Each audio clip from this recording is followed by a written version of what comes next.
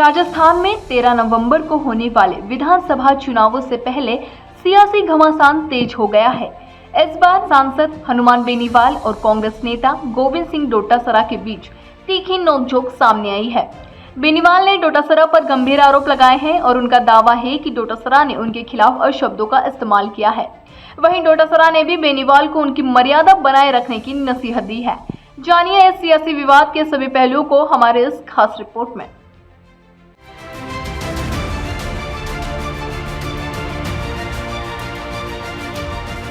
सांसद हनुमान बेनीवाल ने हाल ही में एक बड़ा बयान दिया। उन्होंने कहा कि कांग्रेस नेता कर्नल किरोड़ीलाल मीणा ने उन्हें बताया कि राजस्थान कांग्रेस के अध्यक्ष गोविंद सिंह डोटासरा उनके घर गए थे और उनके पैर पकड़ लिए थे। इस पर बेनीवाल ने प्रतिक्रिया दी और कहा, डॉक्टर साहब आप जाने, मैंने तो हमेशा अपने स्टैंड पर खरा उतरने की कोशिश की है। मैंने पेपर लीक की सीबीआई जांच की भी मांग की थी और आरपीएससी और मिड डे मील के मुद्दों को लोकसभा में भी उठाया था। बेनीवाल ने खुद को भ्रष्टाचार के खिलाफ एक मजबूत आवाज बताया और कहा, मैं भ्रष्टाचारियों के खिलाफ हूँ, चाहे वह किसी भी जाति या धर्म के हो।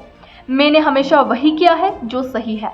जब एनकाउंटर हुआ था तो मैंने उन एनकाउंटर करने वालों के सलाखों के पीछे भी भेजा था। उनके इस बयान के बाद सोशल मीडिया पर यह वीडियो जमकर वायरल हो रहा है और सियासी गलियारों में हलचल पैदा हो गई है। कांग्रेस नेता गोविंद सिंह डोटासरा ने बेनीवाल की बयानबाजी पर प्रतिक्रिया दी है। उन्होंने खिवसर में एक जनसभा को संबोधित करते हुए कहा था कि हनुमान बेनीवाल को अपनी भाषा और बयानबाजी में मर्यादा बनाए रखनी चाहिए। डोटासरा ने कहा था, आप 2 बार के सांसद हैं, निर्दलीय भी बने और फिर बीजेपी से समझौता करके सांसद भी बने।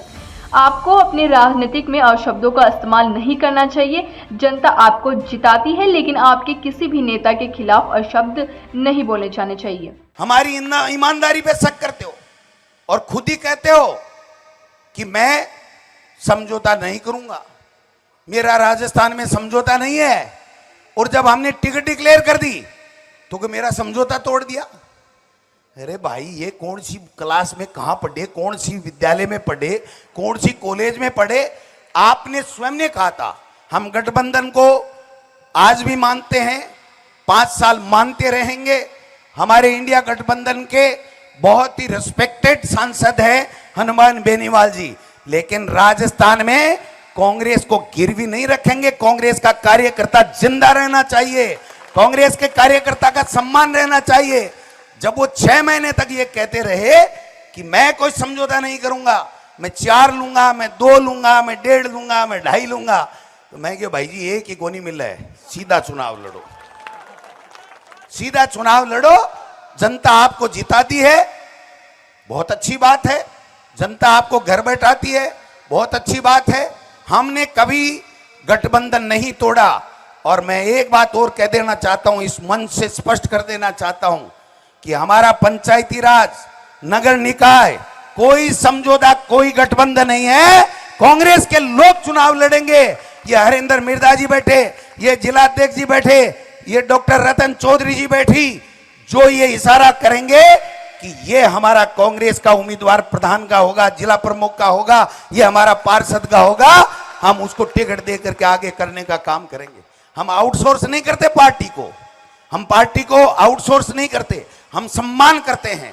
आज भी इंडिया गठबंधन की जब बात आएगी तो हनुमान बेनीवाल के साथ कंधे से कंधे मिला करके पूरी कांग्रेस पार्टी पूरे लोकसभा के अंदर उनके साथ में पहले भी खड़ी थी, आज भी खड़ी रहेगी। लेकिन पार्टी के कार्यकर्ताओं को मरने नहीं देंगे, उनको जलील नहीं होने देंगे, उनके लिए सम्मान की लड़ाई लड़ेंगे आखिरी बूंद तक।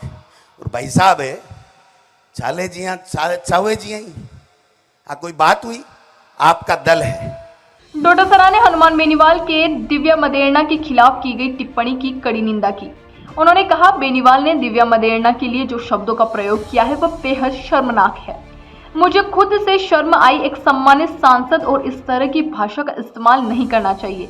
राजस्थान में 13 नवंबर को 7 विधानसभा सीटों पर मतदान होना है। इनमें बीजेपी, कांग्रेस और आरएलपी के उम्मीदवार मैदान में हैं।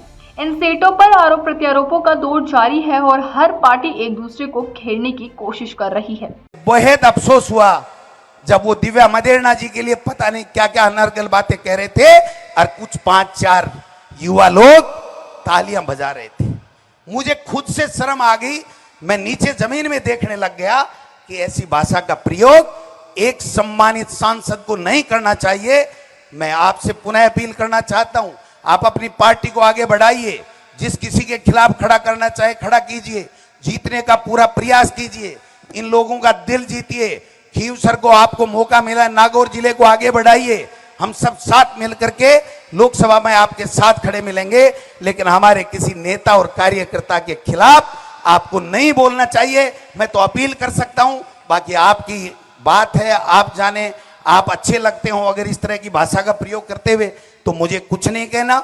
हनुमान बेनीवाल की पार्टी आरएलपी ने इस बार खीवसर से बेनीवाल की पत्नी कनिका बेनीवाल को उम्मीदवार बनाया है। यह चुनावी मैदान में कांग्रेस और बीजेपी दोनों ही पार्टी के नेता एक दूसरे पर आरोप लगाकर राजनीतिक माहौल को गर्म कर रहे हैं। राजनीतिक बयानबाजी और आरोप प्रत्यारोपों के इस दौर में राजस्थान की सियासत और भी दिलचस्प होती जा रही है।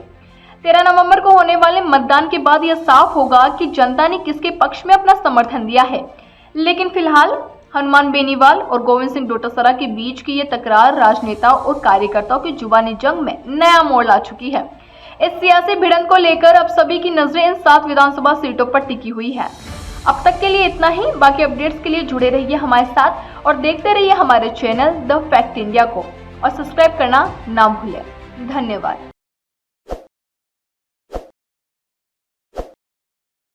ताज़ा खबरों के लिए विजिट करें द फैक्ट इंडिया की वेबसाइट और डाउनलोड करें द फैक्ट इंडिया ऐप।